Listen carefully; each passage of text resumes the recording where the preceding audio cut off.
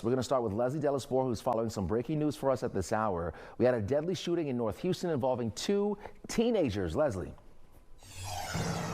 That's right. I can confirm that a teenage boy between the ages of 15 and 17 years old was shot just behind me here inside this apartment complex on Bammel, North Houston, according to Harris County Sheriff's deputies. Here's what we know. It was around 2:15 when Sheriff's deputies were sent here to the Park Apartments at 10155 Bammel, North Houston.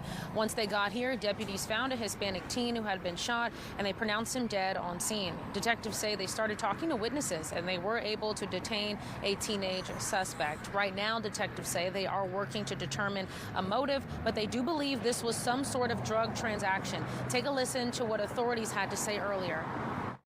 We have not spoken with the juvenile at this time, so we don't know what his story is as far as how the interaction proceeded, but he is detained at this time. We don't believe that there's any other suspects involved in this particular altercation. Now, detectives say at this time they are working to identify any other witnesses and speak with family members, they say, who are possibly on scene here. Reporting live in Northwest Houston, Leslie Delaspore, Fox 26 News. Welcome to the newsfeed. I am Caroline Collins, and tonight we are learning more about 3 victims in a deadly crash in Southwest Houston. Police say the suspect was driving under the influence. Fox 26's Angie Rodriguez speaking with one of the victims' mothers. Call a Lyft, call a Uber. They can even call me, because I would rather go out and help somebody's child not lose their life the way that my son did. Angie Rodriguez with Fox 26. We're here at the intersection of Alameda Road and West Orem Drive. We know this is where 3 people were killed just yesterday overnight. There's a growing memorial here, as you can see, where we now know the identities of that 23-year-old man, 24-year-old man, and the 21-year-old woman.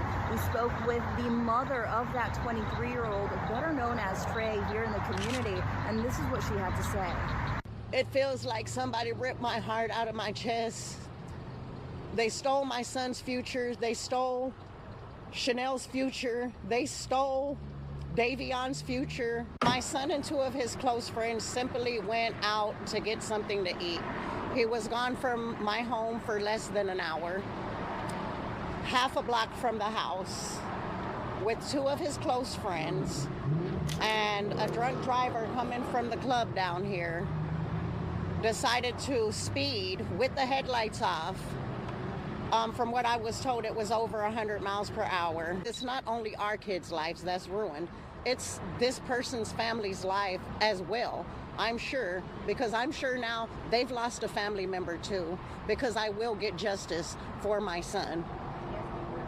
Ronald Cedric Harris III will get justice if it takes the last breath in my body. I'm gonna bring my son home one last time, and I'm gonna bring him home with that message. Call a Lyft, call a Uber.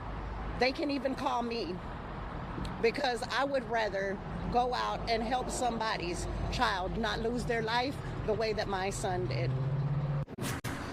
All right, this story we've been following really closely down there in Galveston County. We've been streaming some of it as well during the day. So Uriah Urick is charged with capital murder in the shooting death of Tammy King in Bay Cliff. The 18-year-old allegedly helped his girlfriend murder her grandmother, and now they're on trial. Fox 26's Jillian Hartman live for us on her way back from Galveston County and that courthouse where jurors heard testimony from some key witnesses here. Jillian.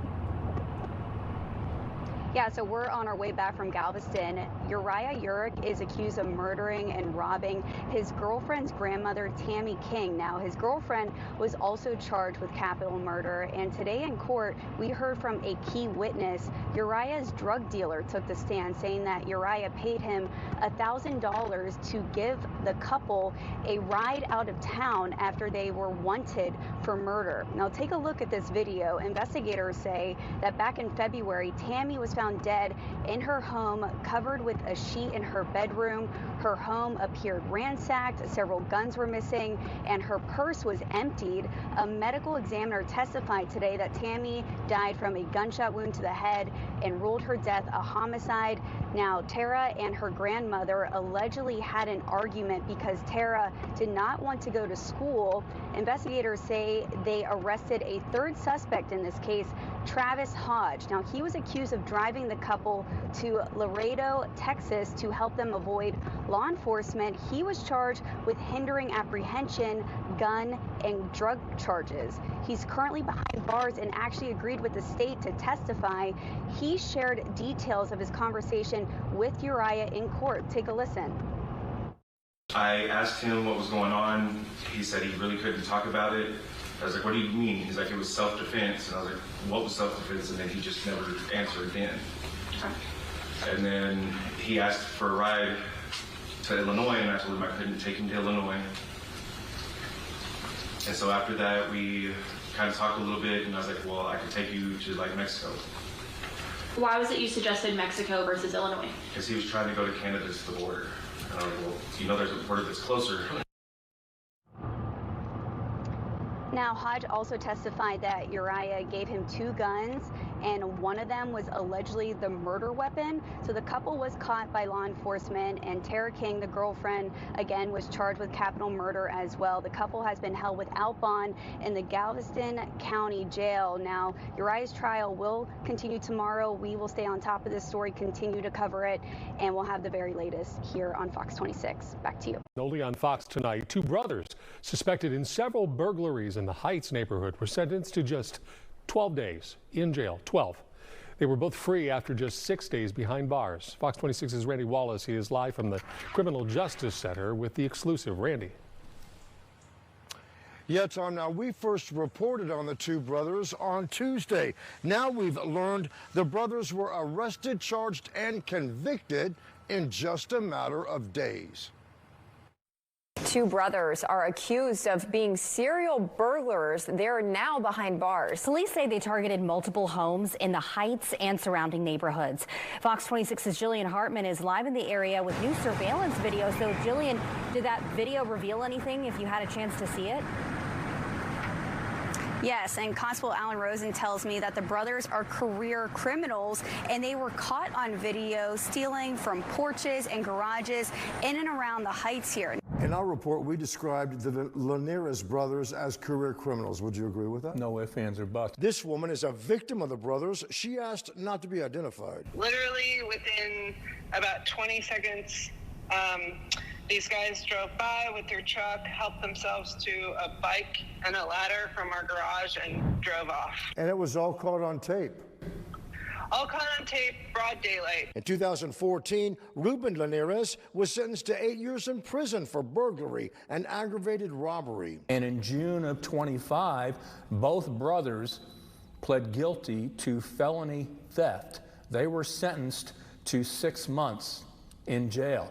We didn't know it on Tuesday, but the Linares brothers had already been sentenced. I've not seen someone arrested, charged, and convicted in less than a week. The brothers appeared before 338th Judge Michelle Onken. After pleading guilty, both brothers were sentenced to just 12 days in jail. They walked out after 6 days because they got credit for time served. Yeah, that does seem like a fairly short sentence and kind of an easy out. How do you go from an 8-year sentence where you actually spent a long time in prison to practically nothing on a felony conviction? It just absolutely blows me away.